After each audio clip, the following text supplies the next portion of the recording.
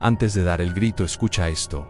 El terror que esconde el mes patrio. El aire de septiembre en la Ciudad de México tenía un eco extraño. No era el frío habitual de la temporada, sino una especie de escalofrío que se colaba por los huesos. Las calles ya se vestían de verde, blanco y rojo, y los puestos de banderitas y sombreros de charro proliferaban en cada esquina. La gente sonreía, se preparaba para la gran fiesta, para el grito que conmemoraría a esos hombres que, un día, nos dieron libertad.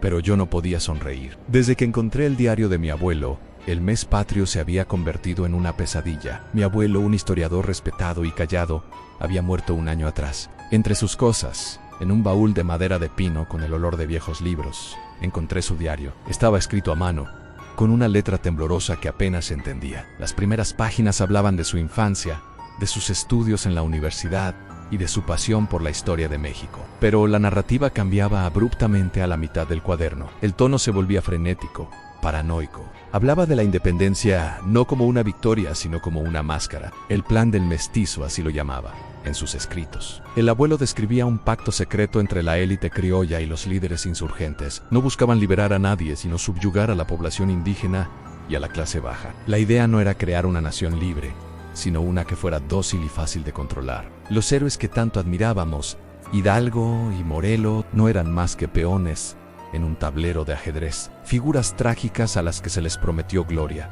pero que al final solo sirvieron a los intereses de la nueva oligarquía. Según el diario, la independencia fue el acto final de un largo proceso para desarraigarnos de nuestra verdadera esencia. Nos enseñaron a avergonzarnos de nuestra lengua, de nuestras tradiciones. La leyenda del grito de Dolores no era un llamado a la libertad, sino un grito de guerra contra nuestra propia identidad. El abuelo describía cómo los españoles mestizos, con su sangre mezclada, se erigieron como la nueva clase dominante. Con el tiempo, nos obligaron a celebrar un pasado que nos oprimió y a venerar a quienes nos arrebataron nuestro ser. Los héroes de la patria se convirtieron en figuras de papel, a las que cada año, con gusto, les rendíamos honores, mientras, sin saberlo, seguíamos cediendo nuestra verdadera herencia. Cerré el diario, pero el miedo no me abandonaba. Miré por la ventana, la bandera tricolor ondeaba al viento. ¿Qué significaba realmente? ¿Era un símbolo de libertad o el estandarte de nuestra propia sumisión? Pensé en las fiestas, en los desfiles, en los mariachis, tocando canciones de orgullo nacional.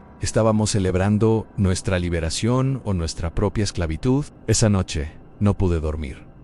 Cada grito de ¡Viva México! En la calle me parecía un eco de una cadena invisible. El miedo me consumía. No era el miedo a un fantasma o a una criatura de la noche, sino el miedo a la verdad. El miedo a haber vivido una mentira toda mi vida. El miedo a que todo lo que nos dijeron, todo lo que celebramos, no fuera más que un elaborado plan, un ritual de sometimiento que se repite año tras año hasta el fin de los tiempos. Decidí que no podía quedarme de brazos cruzados. Mi abuelo había dejado un legado, una advertencia. Al día siguiente, regresé al baúl. Entre los viejos mapas y cartas amarillentas, encontré un sobre sellado. Para mi nieto, si alguna vez encuentra la verdad, decía la letra temblorosa. Dentro, había una llave pequeña y una nota. La nota explicaba que la llave abría un compartimento secreto en la base de la vieja estatua de Hidalgo, en el zócalo de un pequeño pueblo cercano. Un pueblo que mi abuelo solía visitar en sus investigaciones. Allí encontrarás las pruebas que lo confirman, decía la nota. El viaje al pueblo fue una odisea. Cada kilómetro me acercaba más a la posibilidad de una verdad terrible. La estatua de Hidalgo se alzaba imponente en la plaza central.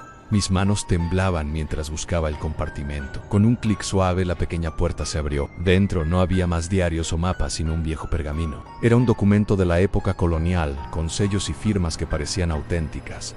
La letra, aunque antigua, era legible. Describía un acuerdo, un tratado secreto entre los criollos y ciertos líderes indígenas. Un tratado para unificar la nación, para integrar los pueblos, pero en realidad era un plan para borrar sus lenguas, sus dioses, sus costumbres, y reemplazarlas con una cultura mestiza, una cultura que, aunque vibrante y hermosa en sí misma, también era una herramienta de control. El pergamino mencionaba una nueva raza, una que sería el pilar de la nueva nación, una raza que al final sería la más fácil de manipular. Regresé a casa con el pergamino en mis manos, el peso de su revelación aplastándome. La verdad era más espantosa de lo que había imaginado. La independencia no fue una liberación, sino una reconfiguración de la opresión.